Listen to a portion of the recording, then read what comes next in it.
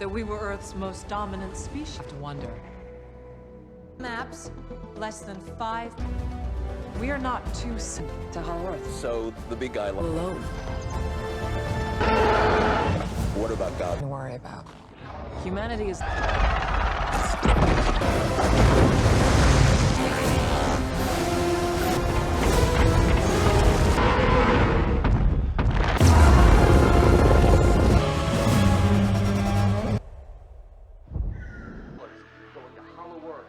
Let's start with Godzilla. Kong said that. I hope he's up for some. It's Kong's hunting ground. Electrical anomalies? I don't think so.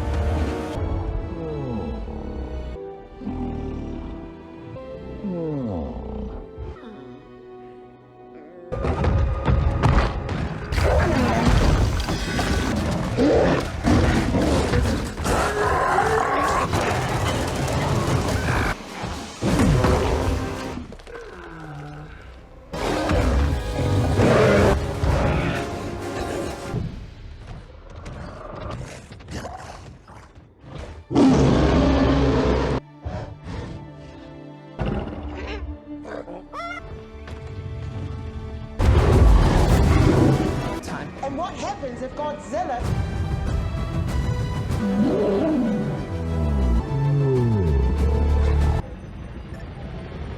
But luckily, you've come to the best doctor. At 100%, vital stable. What do you have for breakfast? Is ready to come out.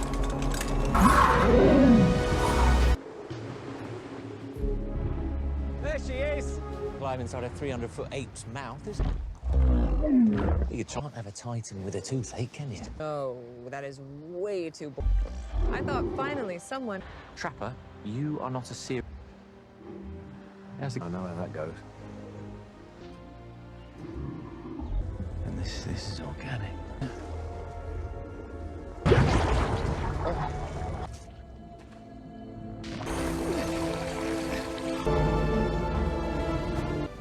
We're gonna check this out.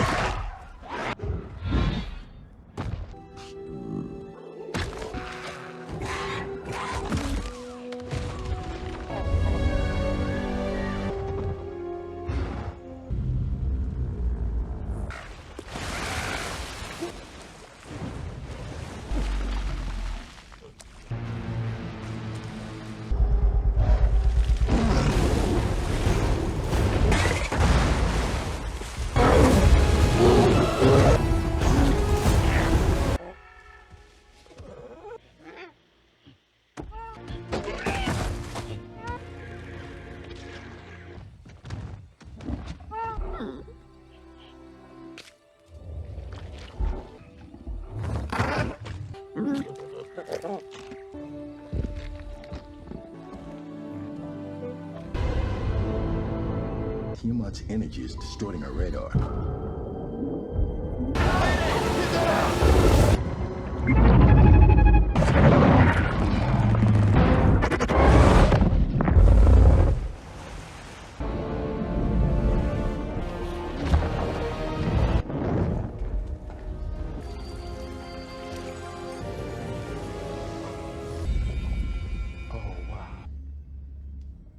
It's were the guardians of nature.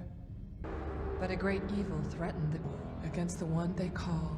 They destroyed Godzilla, but reaching the surface. The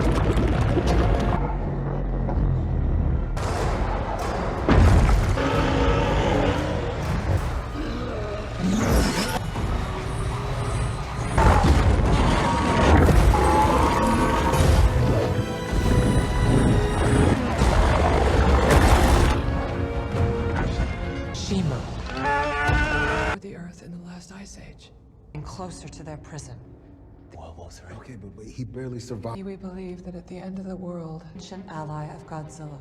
Seems like a lot to put on one kid.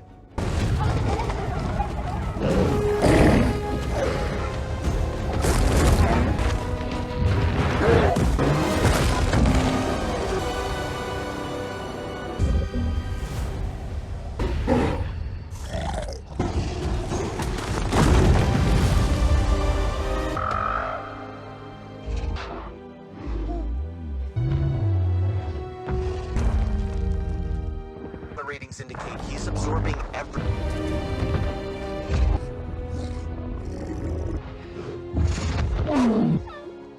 How did they find this?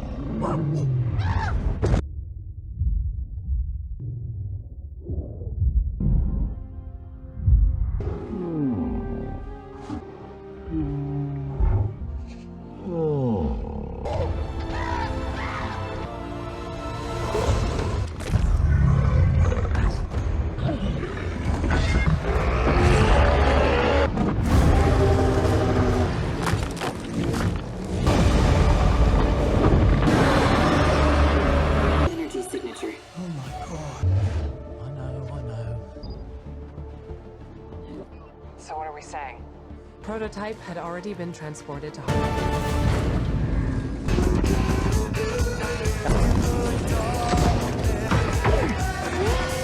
What do you think of that? That's one. All right, it's ready to go. He's moving. Let's go, Trapper. Damn good. Here we go.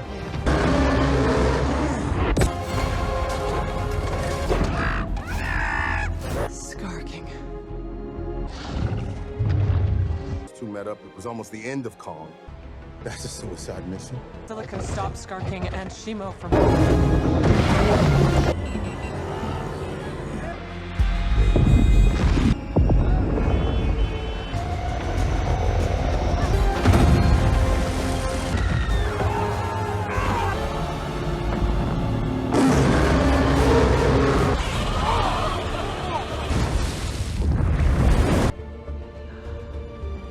We are absolutely certain that she... And Mothra is the key to Godzilla.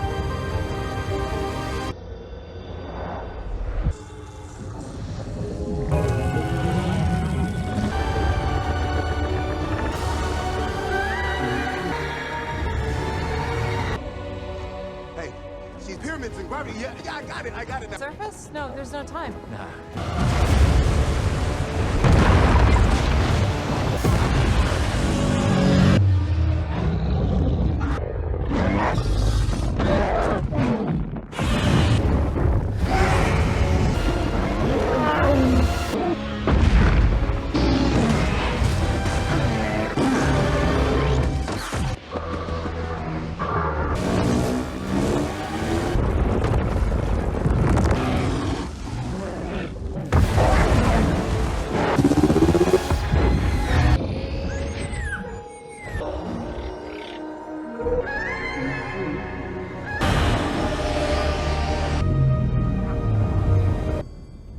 Iwi technology.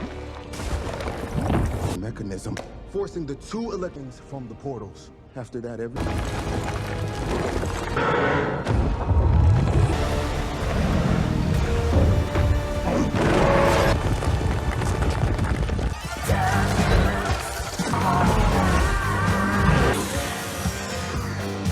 Buckle up, you beautiful people!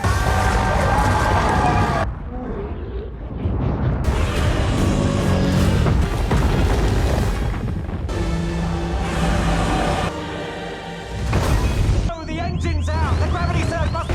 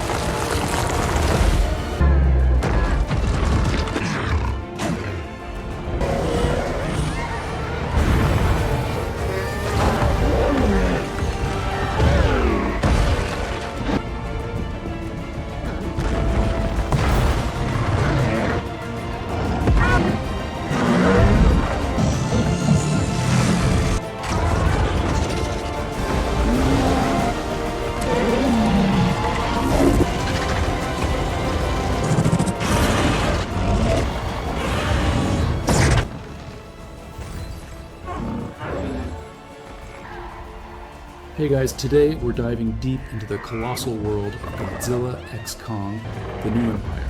A movie that promises more monster mayhem than you can shake a very large stick at. We kick things off with our favorite hero, King Kong, doing what he does best, asserting dominance in the hollow earth. He's living the bachelor life, swatting away giant beasts like they're annoying flies at a picnic. You know, just another Tuesday for the big guy. But even a king gets lonely, and Kong is definitely feeling the weight of being the last of his kind down there. If you like this sneak peek, hit the like button and subscribe.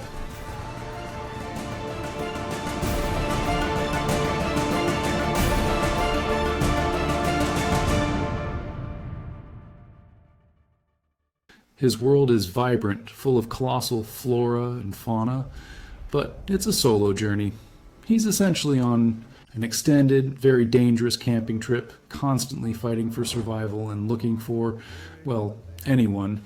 You can practically hear him thinking, is there an equivalent of a local pub around here? Just a place to grab a giant banana smoothie? Meanwhile, back on the surface, Godzilla is living his best life. By which I mean, he's taking a lot of very important power naps. He's basically the planet's bouncer, patrolling global hotspots and occasionally taking a snooze in ancient Roman architecture. You'd think a giant lizard would have more productive hobbies, but hey, someone has to keep the peace. When he's not catching Z's, he's making sure other titans don't get too rowdy. It's a thankless job, but at least he gets to sleep in some pretty cool places. Imagine the room service. He's the undisputed heavyweight champion, a living deterrent to any kaiju with bad intentions. The sheer scale of his presence, even when dormant, sends shivers down your spine. Or, you know, makes you wonder if that's a new rock formation, or just Godzilla's elbow. His roar, when it comes, is less a sound and more a physical wave that rattles your very bones, a deep guttural vibration that warns every other alpha to stay in their lane. Back to the human element, because apparently someone needs to explain all this chaos. We check in with Jia, the adopted daughter of Dr. Ilene Andrews. Jia, for those who forgot, has a unique, almost mystical connection to Kong. And now she's having visions, vivid, unsettling flashes of ancient symbols and untold dangers emanating from deep within the hollow earth.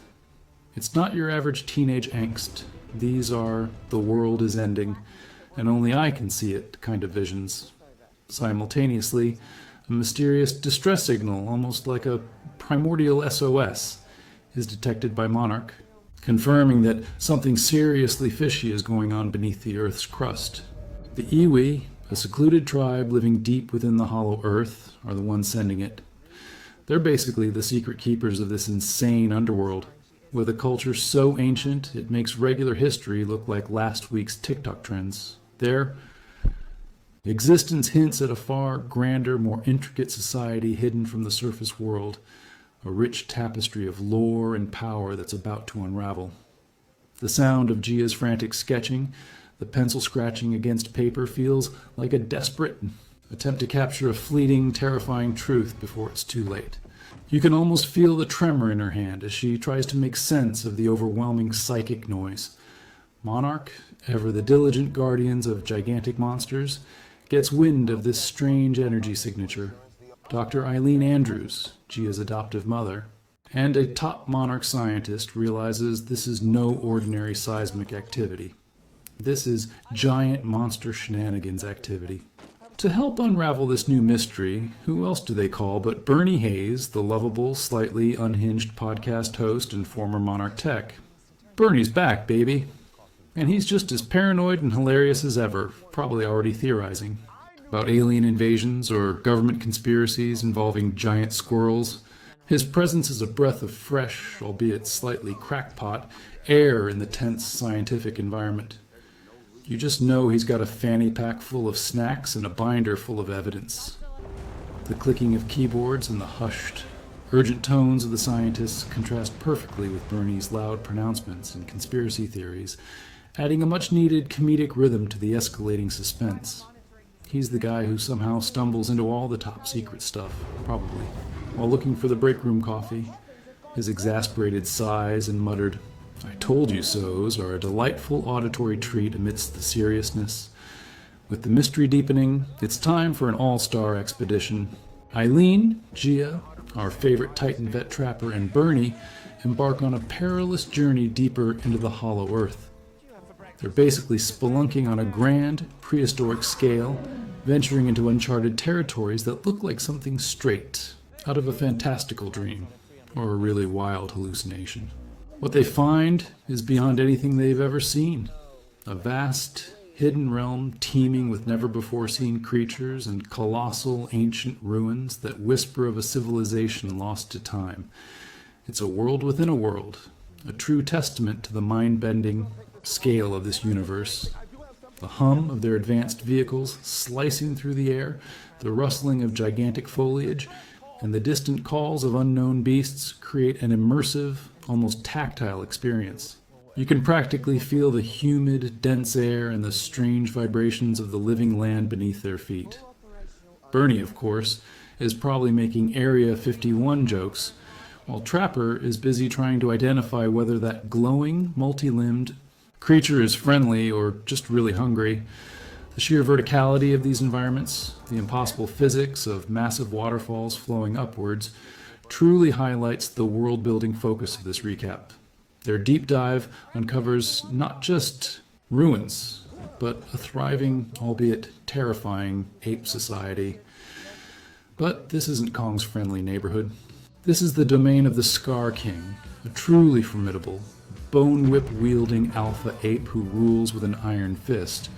Or, well, a bone whip. He's got a whole army of enslaved apes, and as if that wasn't enough, he controls a legendary ice titan named Shimo. Shimo is basically the cold shoulder of the hollow earth, capable of freezing anything in its path with a chilling breath that could turn a tropical beach into an instant ice rink. Skar King's sinister chuckle, the crack of his whip echoing through the cavern, and the low, rumbling growl of Shimo combine to form a truly spine-tingling soundscape of pure villainy. He's the kind of guy who probably kicks puppies, if said.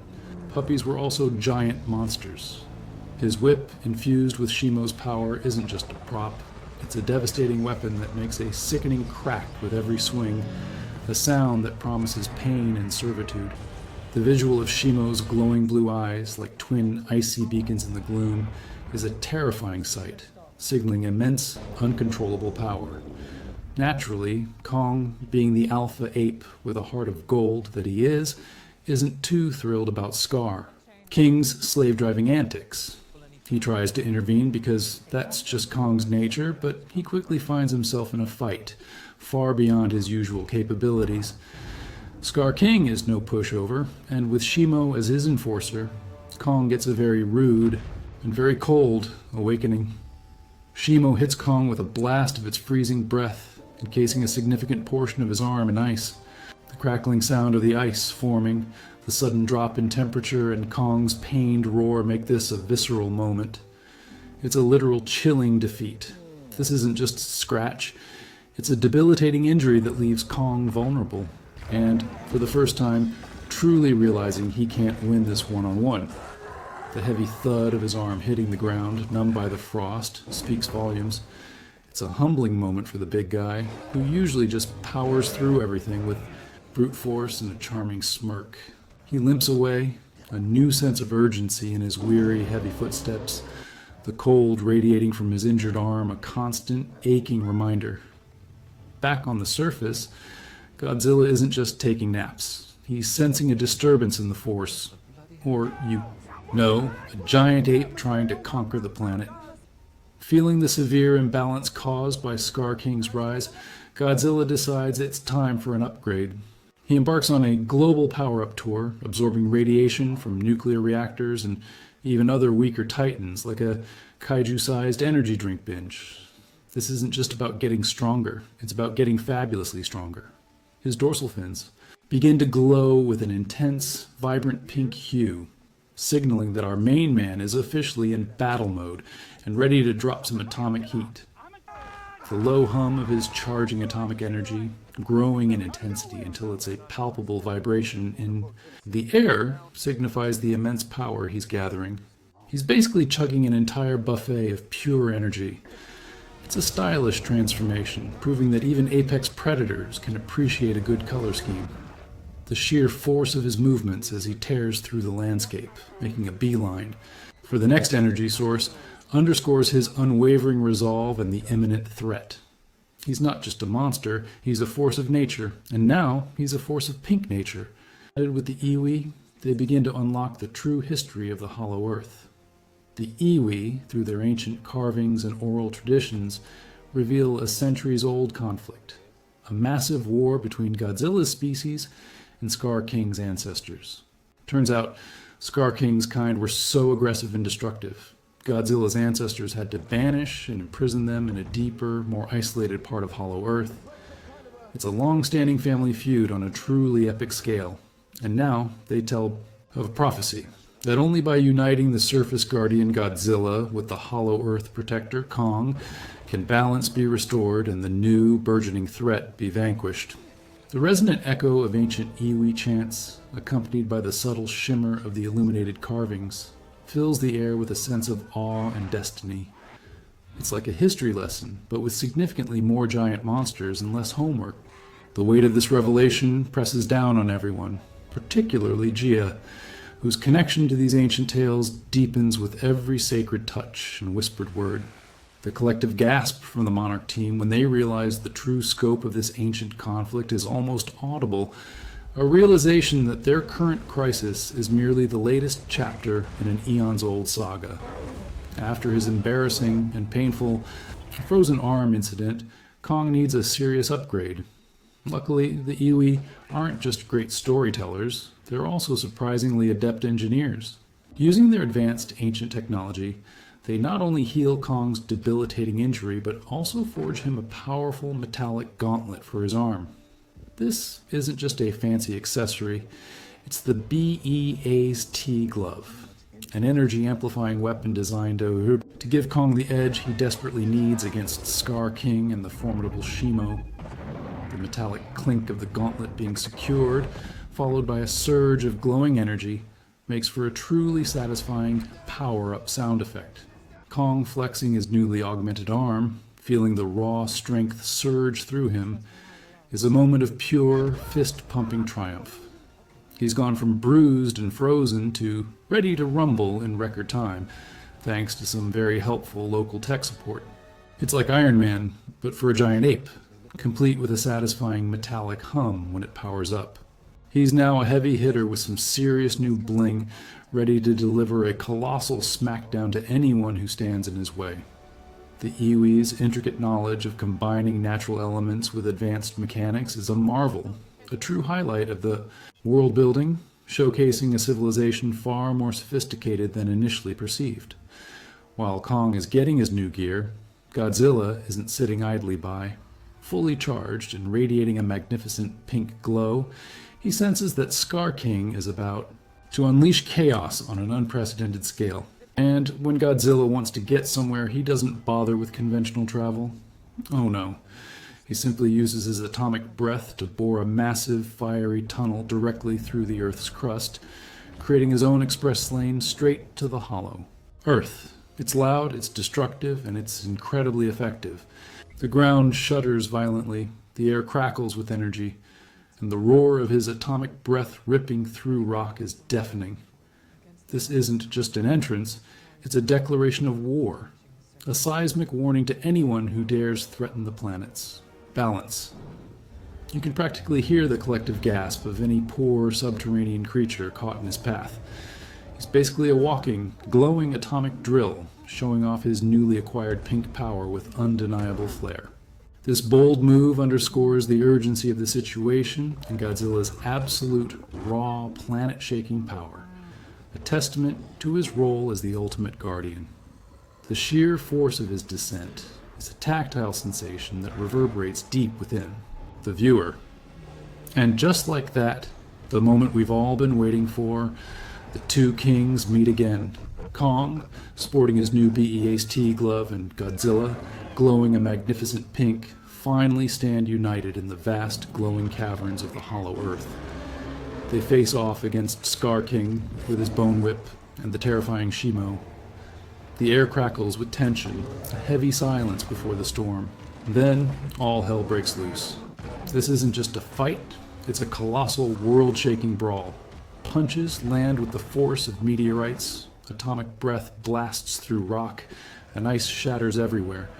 The ground trembles beneath their feet as these titanic forces collide.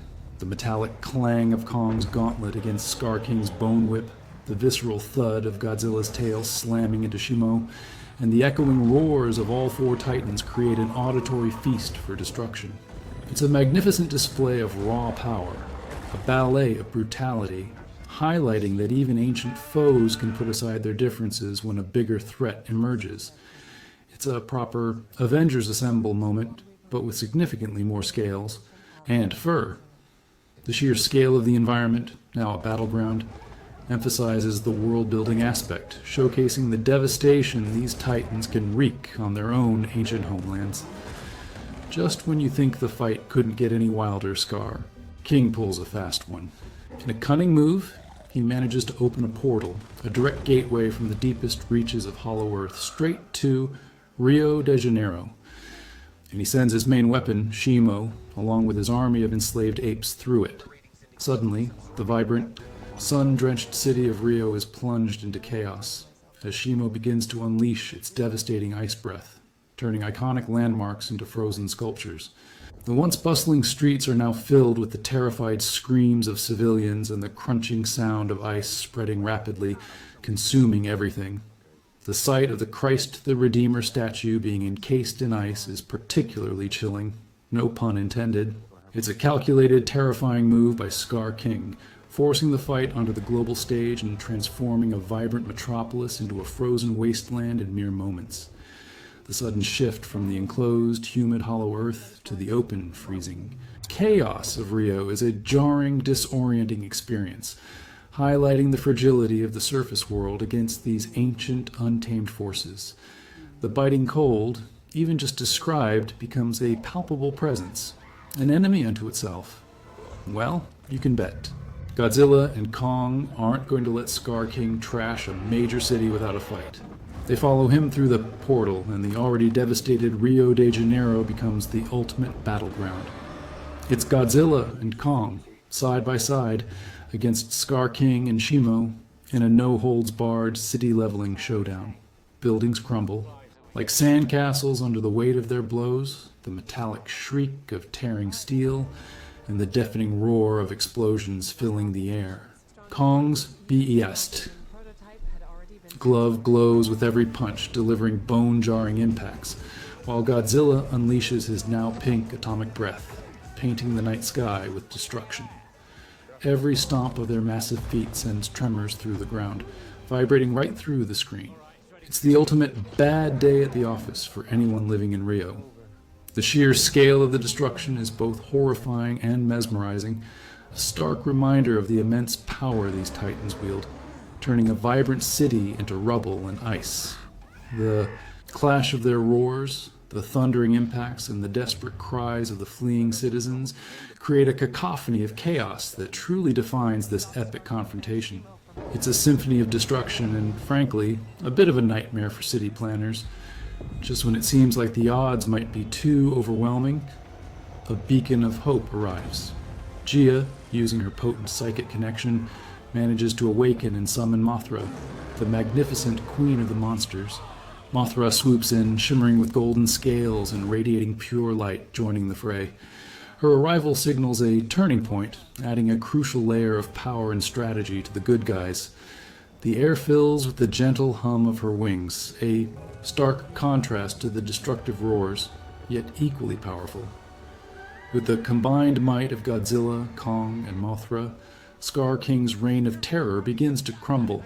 In a truly satisfying twist, Shimo, now freed from Skar King's control thanks to the combined efforts and perhaps a little emotional nudge, turns its devastating ice powers against its former master. The crack of Skar King's whip is silenced, as the Ice Titan, with a powerful, icy roar of its own, ensures Skar King's ultimate defeat. It's a moment of pure, unadulterated triumph, a collective sigh of relief as the tide finally turns. The metallic clang of Kong's final decisive punch, followed by the deafening silence after the dust settles, marks the end of a truly epic battle.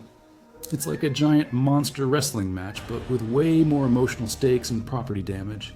With the dust settled and Skar King definitively out of the picture, peace is finally restored. Kong, no longer the lonely king, embraces his destiny, leading the once enslaved ape tribe into a new era of freedom and unity within the hollow earth. His roar, once a cry of challenge, now resonates with leadership and purpose, a deep, rumbling sound that echoes through the vast caverns as a promise of a better future. Godzilla, ever the stoic guardian, returns to his eternal vigil on the surface, ensuring that balance is maintained. And Jia, whose connection to both worlds proved instrumental, finds her place as a bridge between humanity and the Titans. The movie closes on a hopeful note, celebrating unity, courage, and the discovery of a new shared empire, reminding us that even the mightiest beings can learn to cooperate for the greater good. It's a powerful thought. Sometimes the greatest strength lies not in isolation, but in the connections we forge.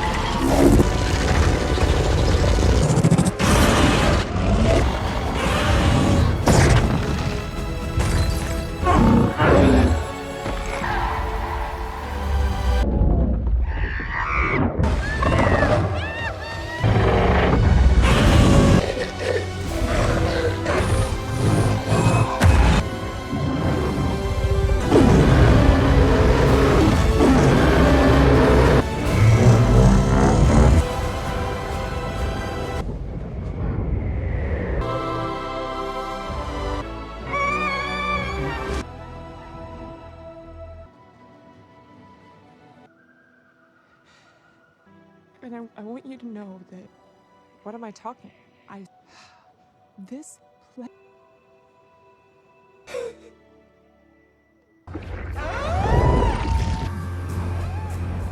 The world is kind of our thing.